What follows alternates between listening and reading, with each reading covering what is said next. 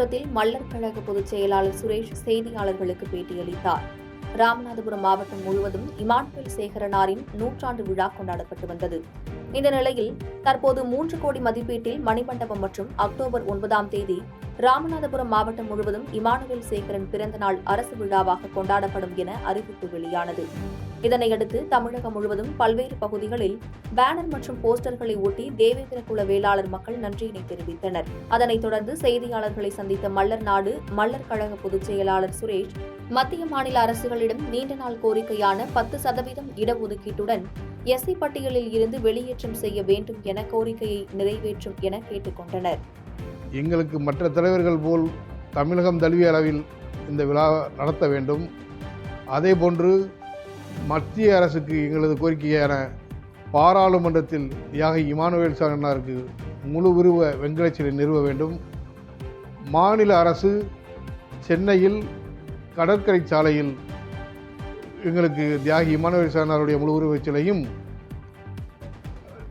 மதுரையில் விரகனூர் சுற்றுச்சாலை அதில் ஒரு அரசு செலவில் வெண்கலச் சிலையும், 100ஆண்டு விழாவை முன்னிட்டு பரமக்குடி பேருந்து நிலையத்திற்கு தியாகி இமானுவேல் சேகரனார் 100ஆண்டு விழா பேருந்து நிலையம் என பெயர் சூட்ட வேண்டும் என எங்களது அமைப்பின் சார்பாக வேண்டுகோள் வைப்பதோடு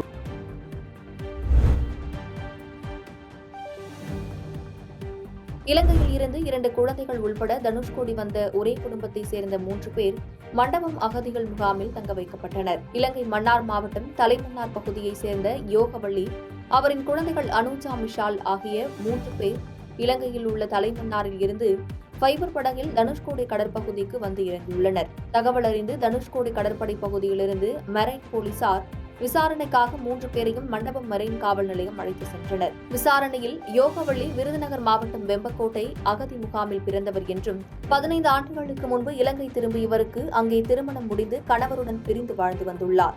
2 குழந்தைகளுடன் இலங்கையில் வாழ முடியாத சூழலில் வெம்பக்கோட்டை முகாமில் அவரது தாயாருடன் சேர்ந்து வாழ்வதற்காக மீண்டும் தமிழகம் வந்ததாக தெரியவந்துள்ளது.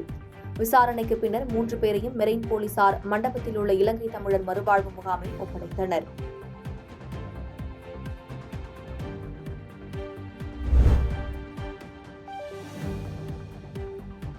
குடியாத்தம் அருகே கர்நாடகாவில் இருந்து மது பாக்கெட்டுகளை கடத்தி வந்த 2 இளைஞர்கள் கைது செய்யப்பட்டனர். சேலம் மாவட்டம் குடியாத்தம் காட்பாடி ரோடு பகுதியில் குடியாத்தம் நகர போலீசார் ரோந்து பணியில் ஈடுபட்டுள்ளனர். அப்போது மோட்டார் சைக்கிளில் சந்தேகத்துக்கிடமான வகையில் வந்த வாலிபர்களை நிறுத்தி சோதனை செய்தனர். அதில் அவர்கள் வைத்திருந்த பையில் கர்நாடகாவில் விற்கப்படும் அட்டை பெட்டியில் அடைக்கப்பட்ட 81 மது பாட்டில்கள் இருந்தது. இதனைத் தொடர்ந்து அவர்களிடம் தீவிர விசாரணை நடத்திய காவல்துறையினர் குடியாத்தம் பிச்சனூர் காளியம்மன் பட்டியில் உள்ள காளியம்மன் கோவில் அருகே வசிக்கும் அண்ணாமலை மற்றும் சரண்குமார் என தெரியவந்தது.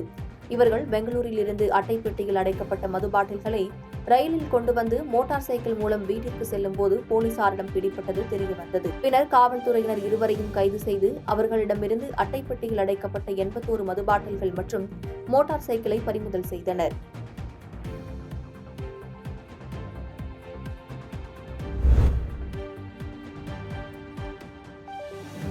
வேலூரில் பிற்படுத்தப்பட்டோர், மிகவும் பிற்படுத்தப்பட்டோர் சீர்மரபினர் துறை அதிகாரிகளுக்கான மண்டல அளவிலான ஆய்வுக் கூட்டம் நடைபெற்றது. வேலூர் சத்துவாச்சாரியில் உள்ள மாவட்ட ஆட்சியர் அலுவலகத்தில் பிற்படுத்தப்பட்டோர், மிகவும் பிற்படுத்தப்பட்டோர் சீர்மரபினருக்கான 6 மாவட்டங்களைச் சேர்ந்த அதிகாரிகளுக்கான மண்டல அளவிலான ஆய்வுக் கூட்டம் மிகவும் பிற்படுத்தப்பட்டோர் மற்றும் சீர்மரபினர் நலத்துறை ஆணையர் சம்பத் தலைமையில் நடைபெற்றது. இதில் மாவட்ட வருவாய் அலுவலர் மாலதி, முதன்மை கல்வி அலுவலர் மணிமொழி உள்ளிட்டோர் கலந்து கொண்டனர்.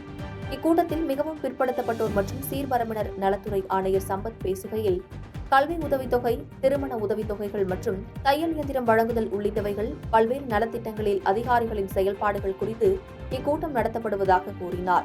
6 மாவட்டங்களைச் சேர்ந்த அதிகாரிகளுக்கான இக்கூட்டத்தில் 15 அதிகாரிகள் மட்டுமே பங்கேற்றது ஆணையர் சம்பத்திற்கு ஏமாற்றத்தை ஏற்படுத்தியது.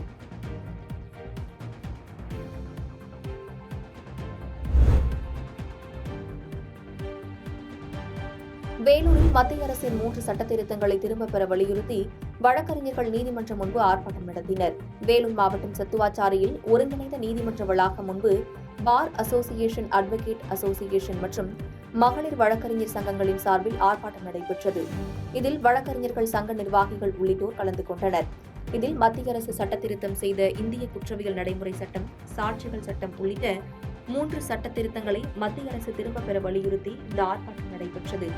இதேபோன்று மாவட்டம் முழுவதும் 1050 வழக்கறிஞர்கள் நீதிமன்ற புறக்கணிப்பில் ஈடுபட்டனர். பாதகம் செய்பவரை கண்டால் நாம் பயங்கொள்ளலாகாது பாப்பா, மோதி மிதித்து விடு பாப்பா, அவர் முகத்தில் உமிழ்ந்து விடு பாப்பா. அண்மை செய்திகளை உடனுக்குடன் தெரிந்து கொள்ள இணைந்திருங்கள் இயம்நாடு தொலைக்காட்சியுடன்.